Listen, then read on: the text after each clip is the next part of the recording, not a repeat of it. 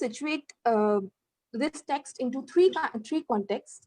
The one is the theological context, where the theological context where we actually see the figures like Radha and Krishna, and the nature of their relationship is explored. If you look at the Bhakti movement and Vaishnavism, this relationship has been explored in many ways, and there are two major ways in which it is seen. The first is considered as Swakriya, in which Radha is wife of Krishna, and another is Parakriya, in which Radha is lover of Krishna. And this text, Radhika Santvanamu, somehow belongs to the other part, Parakriya, where actually Muddupalani imagines this love as adulterous love and explicitly talk about the sexual component of it. Another important context is the literary context of India in 18th century, where everywhere in India, this kind of literature was written. It was an important part of the literature which is written about sexuality, having sexual relations, or sexually explicit content, maybe in the oral form or in the other forms, was always there, and it was appreciated. It was considered as part of the literature.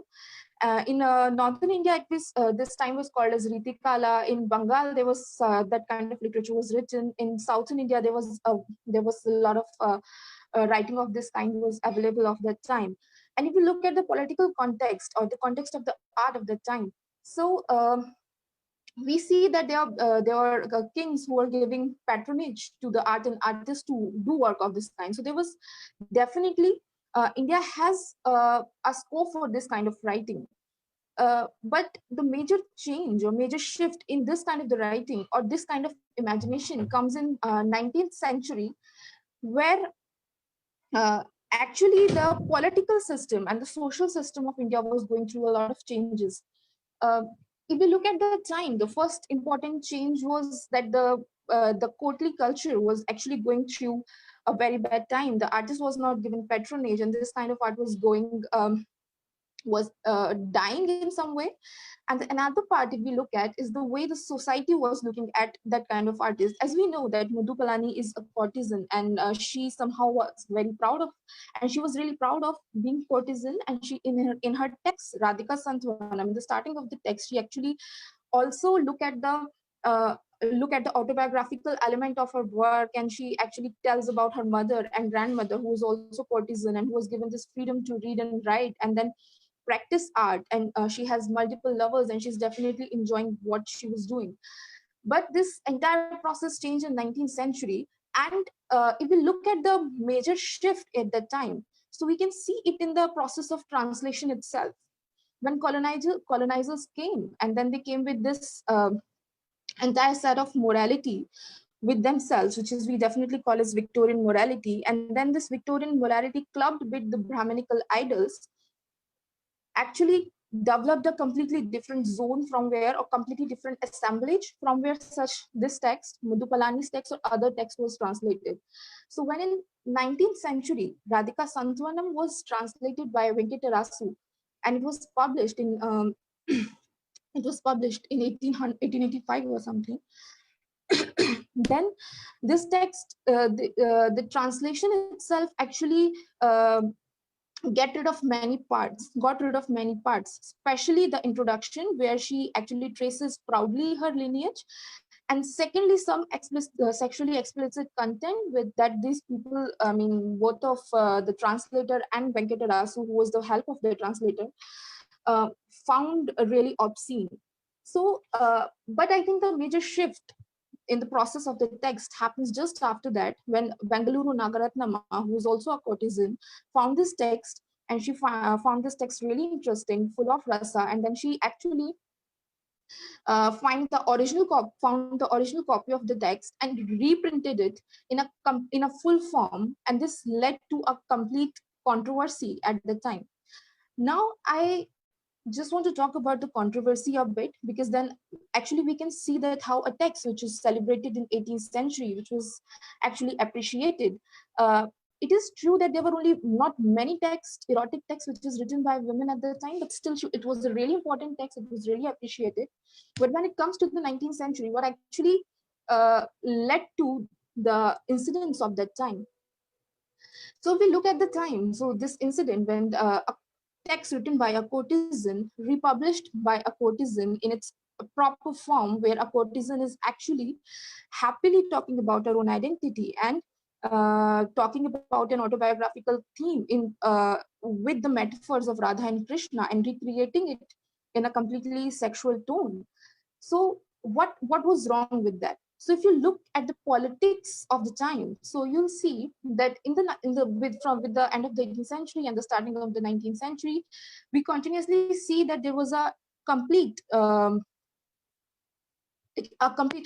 politics was happening on many levels, which was working through the schools, colleges, which was working on every normative level in Britain and in India, where it was told that Indian art, Indian culture, Indian way of living is actually obscene in many ways because we practice so many things which is primordial, which our society is not good, and due this insecurities, so many kind of insecurities, when reformist movement actually developed in India, which has many forms, I mean two major forms of reformist movement in India, with the one form where they demanded the reformists like Ram Mohan Roy and others with who demanded the colonial intervention to change the Indian society, and the other form like Arya Samaj, which said that no, we will go back to the Vedas and we will change the society. All strands of reformism, they actually try to counter this opinion by the Britishers that Indian literature is obscene or Indian culture is not good and we are primordial or our society is not good enough.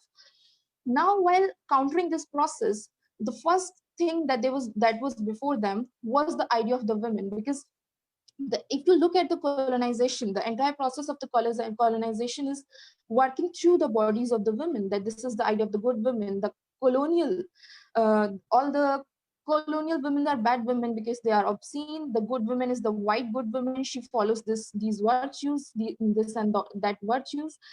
So now the entire reformist movement, while it was standing against this kind of morality, actually tried to prove itself good in terms of this morality.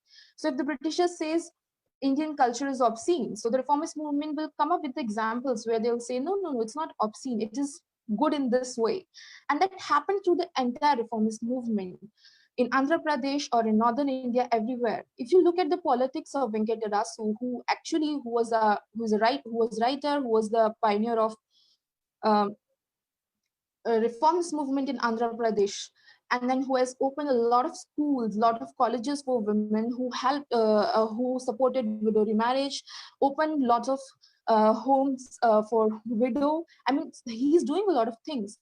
Uh, but while doing all of this, I mean, while helping women to uh, maybe fighting against the Indian society in a way, in the Britishers' terms, but still, this still Venkatarasu found it really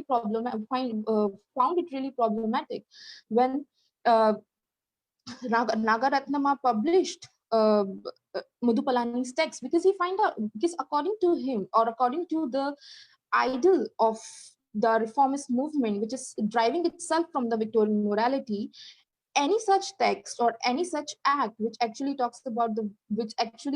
explicitly talk about women's sexuality, or which explicitly talks about the sexual imagination, is something which is bad. So if you look at the politics of the time, there were two kind of censorship that was working. So the one censorship was the legal censorship, which was working through the colonial state, definitely, whose idol is coming from the British moral system, Victorian morality, and which is also working through the Catholic schools. On the other hand, we will say that the similar agenda was working at the level of the society uh, through all kind of reformist movement, whether you are talking about any kind of reformist movement, all of them somehow stand with it. Now, when this controversy took place, when Getarasu, I mean, sorry, all the literary critics who was actually opposing this text, they have this point that actually the text is problematic because it's written by a woman, and then you cannot imagine a woman writing such thing.